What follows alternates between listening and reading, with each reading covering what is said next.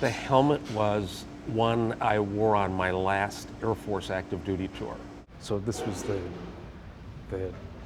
set of photos we always gravitate to. When I look at these walls, I'm drawn immediately to the corner which has a picture of my dad in his naval officer uniform and my brother in his naval officer uniform. Seeing people I loved and respected devoting time to service outside of the family made a big impression on me.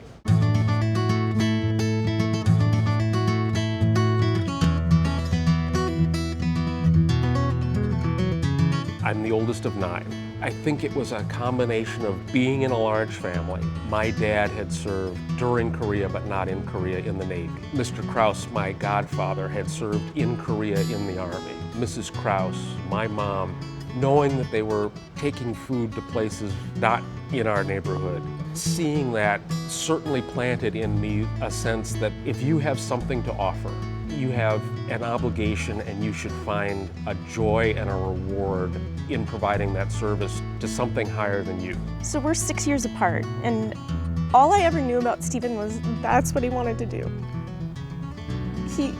To serve, serve the country, and he did it so well. My sense has always been when something happens, I gotta go. Just 2 hours ago, Allied air forces began an attack on military targets in Iraq and Kuwait. Desert Storm worked out because I was on active duty and the Navy gave me an opportunity I gotta go. New at midday, sailors deployed from Naval Station Norfolk this morning. I started in jets. Next up, the A-6 Intruders. I was flying A-6 Intruders, USS America. I was an East Coast carrier, East Coast Air Wing, and then I gotta go repeats. My fellow citizens, at this hour, American and coalition forces are in the early stages of military operations to disarm Iraq. The Navy didn't have the need for reservist call-up of aviators. Air Force Reserve said, we're taking people. So I put my papers in to transfer Navy Reserve to Air Force Reserve at the Milwaukee Reserve C-130 unit.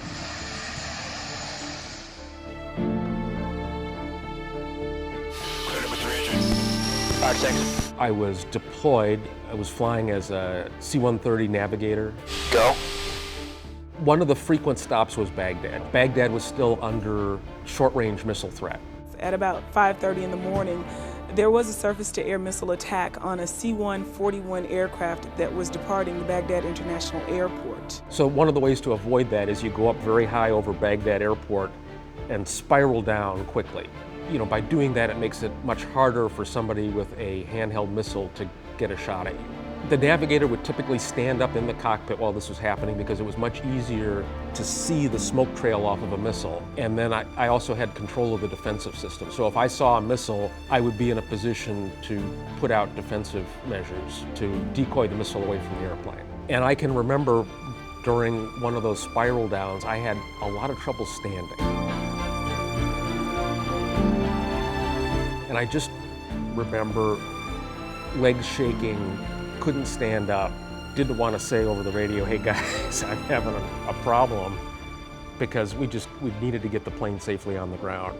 I just had no idea what was happening.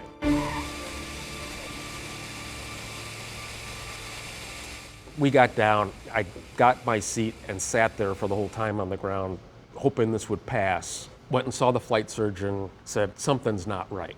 And his initial thought was, this looks a lot like MS. He says, no more flying, we'll sort this out. And that's when the whole journey that led to what it ultimately turned out to be, which was vaccine reaction to anthrax.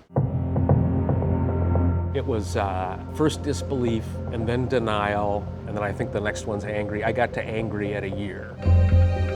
So one of the symptoms of the medical problems was trouble walking, loss of balance, and a real problem going upstairs.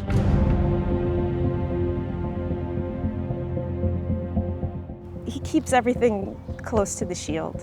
He's a stoic, the most stoic person I know. He'll be in so much pain, but he never will tell you. He will never show you. He just does what he needs to do every day.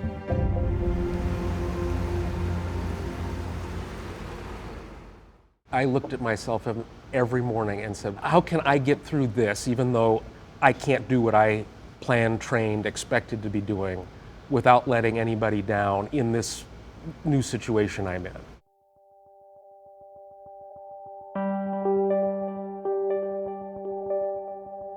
The anger came back in a different form, and it was the result of enough time in VA waiting rooms, seeing kids that I knew were veterans not getting respect, and then talking to them, realizing they weren't getting the service they should be getting. So my GI Bill was running out. It was use or lose. At the time, and this was somewhat naive, I thought, I'm going to go to law school, and I'm going to go offer veterans legal services to go after whatever bureaucracy is giving them the most grief.